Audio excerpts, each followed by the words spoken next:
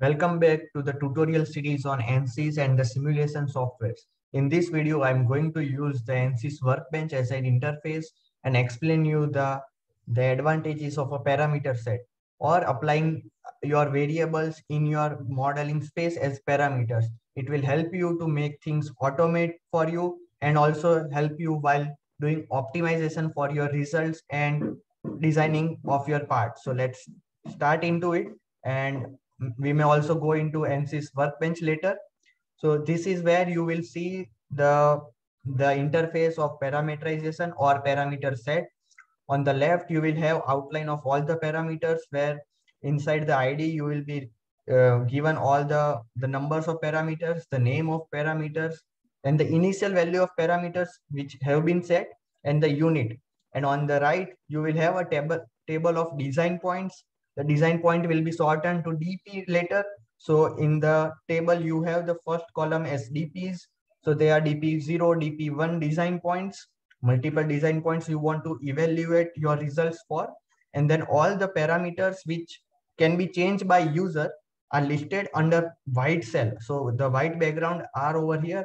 You can also select the units from there, and whichever are the gray background ones, they are the ones which are the results parameter set you will have selected inside your modeling space. So now let's look into the workbench itself, and you will have better understanding. So over here we have a parameter set coming up over here. This is directly because one thing, we may have parameters from our geometry. So I have already made a video in which I have used scripting and assigned some parameters to my geometry from space claim itself.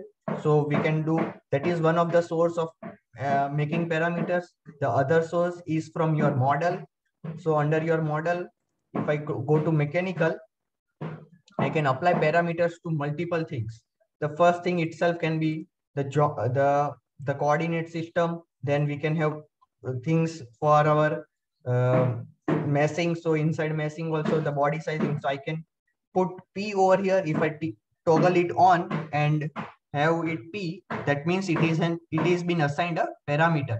Similarly, I can apply it to swept methods also. The number of divisions can be handled under pressure. I can put the P inside the magnitude. So under different pressures, if I want to handle this pressure remotely, I can put P over there. Similarly, if I want to go for solutions, so that are the results. So under total deformation, if I click total deformation, they have three options: minimum, maximum, and average. So I can put three parameters over there for my results to be monitored externally or remotely. So after adding these parameters from the modeling subspace, this all will be directly taken into account over in the parameter set. So when I click on the parameter set, they have come up over here. The outline of parameter where all the parameters are listed. Over here, we have first the input parameters, which are the three input parameters we can change the values of, and the units. And then the output parameters are also listed. So 4, 5, and 6 are the output parameters. They exactly differ what the things are: total deformation average, and total deformation maximum. Now let's come to the table where we can change the values of parameters and make multiple parameter set. So this is completely very much like Excel. We can change the size of my cell, the width, everything. So I have made three design points right now. So the DP depicts design point again. If I want to change the body size of elements, I can directly change it from here now. Then I can change the pressure magnitude to 15. I can change the size of body to 4. So everything I can handle from here. And what the use is, I can just click on this. So this is very important option, that is of retention. Sorry. So this is to retain your data. So the retainment of data means if I have clicked on this, if I click on that, and when I run this, so how can you run this? You can just run it from update all design points option over here. So it will automatically start making calculations for all the design points directly from here. Now I'll explain later that how this complete table of your results and input will be helpful for you later. But you can just directly click on this update all design points and everything will be evaluated for you. Now, if we had geometry parameters also from our space claim file, those will also be taken into account in your parameter set. So if you want to change some length, if you want to change density, so material properties can also be handled from there. So from engineering data, if I double click on it and if I want to assign them as parameters, that can also be done. So over here in the properties of outline row 3, I have an column E on which all the things are for parameters. So if I want to assign the density of my material, which is been assigned to my model or the part, it can be made parameter. So if I click on this, now this is considered as a parameter. If I click on some Young's modulus, it is also now a parameter. You must take a note of this, that once I click on that parameter, the value cannot be edited. They have made this frozen. That means they can only be changed now from the parameter set. So since recently I took the density and Young's modulus, they have already incorporated those two automatically. I need not refresh, go back to my project and refresh. They are very fast in those. So I can control my dense material properties. I can change the length of or dimensions of my body or the geometry. I can change the input to my mesh, the sizing of my elements, the type of elements I want to choose. I can also change the pressure, the loads, boundary condition, everything just from this one window without going into mechanical or space claim anywhere. And then once we have made change, we can also go and update all design points and they'll give me all the results. After getting the results, the retained data means if you want to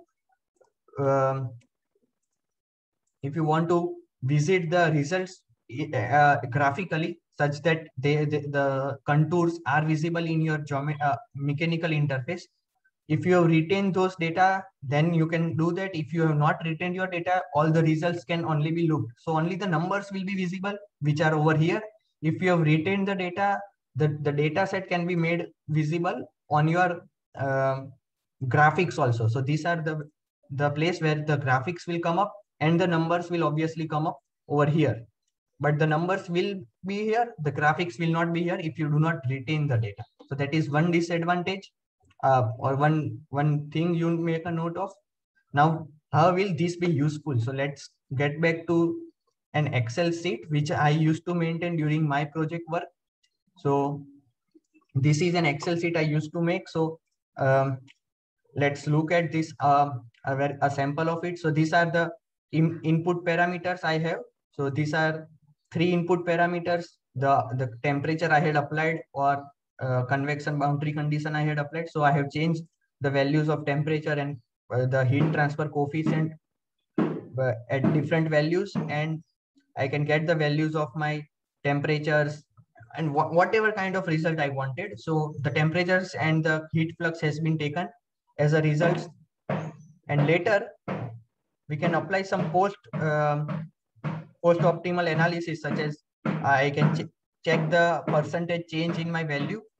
Then I can also do some things such as if my maximum pressure allowed is 50 or 45 degrees, I directly from the results of various design points, I have the thing that my temperature is above the point for this design point, for this design point. So what does that mean? I can automatically infer that in which boundary conditions or at which load my results are not favorable, or up to which load I can go such that my factor of safety will be below 1, above 1, whatever is desired. So you can keep the track of things very easily if you have done this thing. So that's all I need to say.